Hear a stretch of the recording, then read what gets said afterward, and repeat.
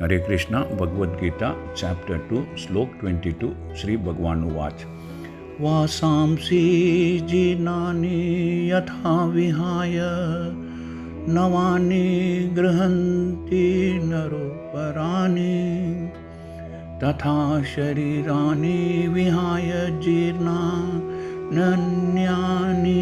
संयाति नवीन देहि। श्री कृष्ण भगवान कह रहे हैं, जिस प्रकार मनुष्य पुराने वस्त्रों को त्याग कर नए वस्त्र धारण करता है, उसी प्रकार आत्मा पुराने तथा व्यर्थ के शरीर को त्याग कर नवीन नया भौतिक शरीर धारण करता है। Sri Krishna says, as a person puts on new clothes giving up old one, similarly the soul accepts new material bodies giving up the old and useless one.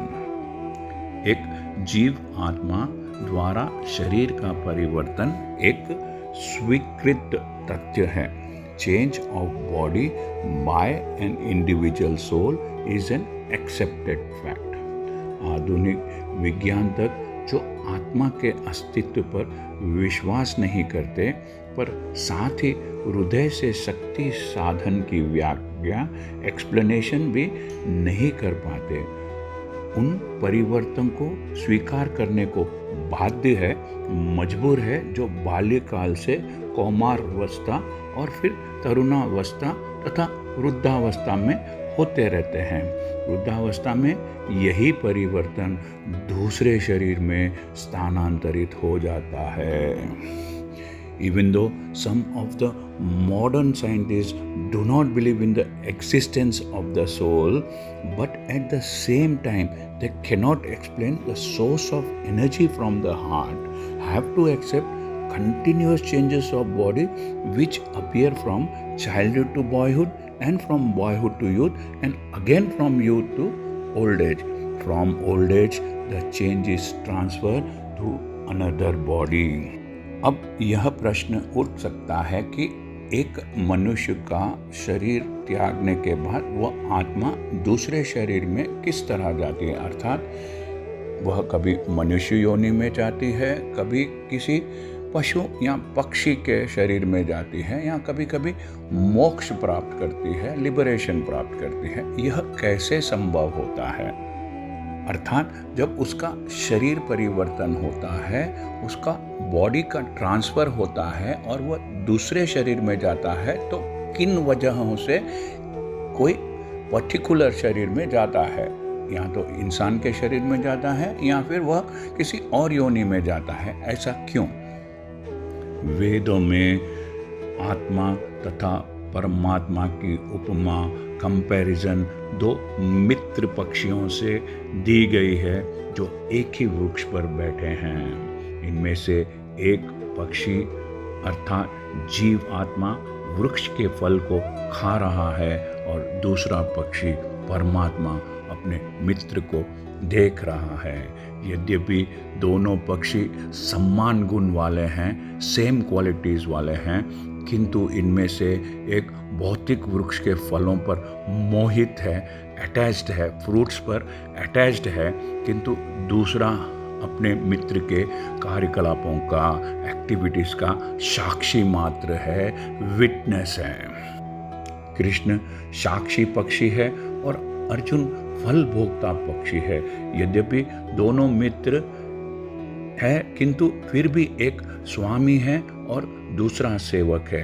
जीवात्मा द्वारा इस संबंध को कि वह एक सेवक है और परमात्मा उसका स्वामी है, इसकी विस्मृति, इसको भूल जाने की वजह से उसको एक वृक्ष से दूसरे वृक्ष पर जाने या एक शरीर से दूसरे शरीर में जाने को बाध्य होता है वह, अर्थात क्योंकि वह परमात्मा से अपने संबंध को भूल जाता है, इसलिए उसे एक शरीर से दूसरे शरीर में भटकना पड़ता है।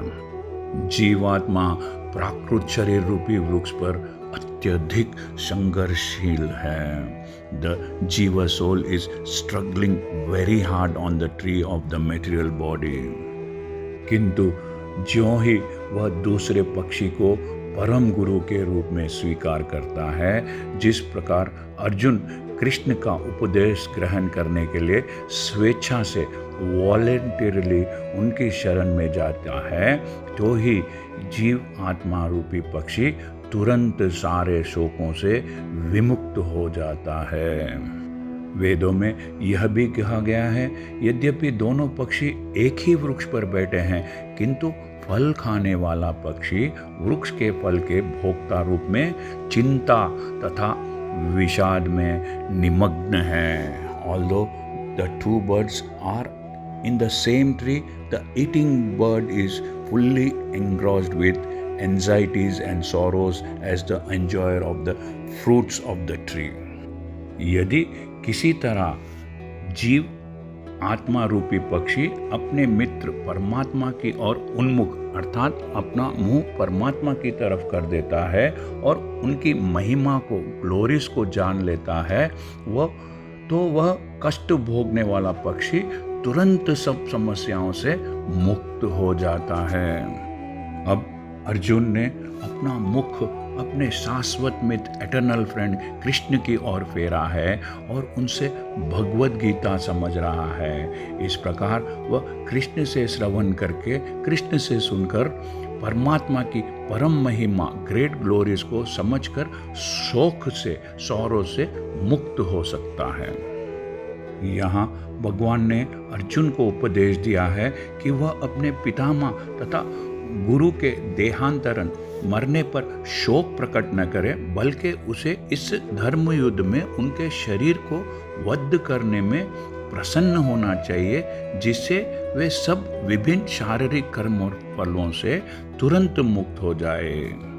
कहा जाता है कि धर्म युद्ध में प्राणों को अर्पित करने वाला व्यक्ति तुरंत शारीरिक पापों से मुक्त हो जाता है, फ्री हो जाता है और उच्च लोकों को, हायर प्लैनेट्स को प्राप्त होता है। अतः अर्जुन का शोक करने का कोई युक्ति संगत कारण नहीं है। हरे कृष्णा। यदि आपको यह चैनल पसंद आया है तो सब्सक्राइब दबाकर सब्सक्राइब कीजिए और इस चैनल को लाइक कीजिए। Thank you. हरे कृष्णा।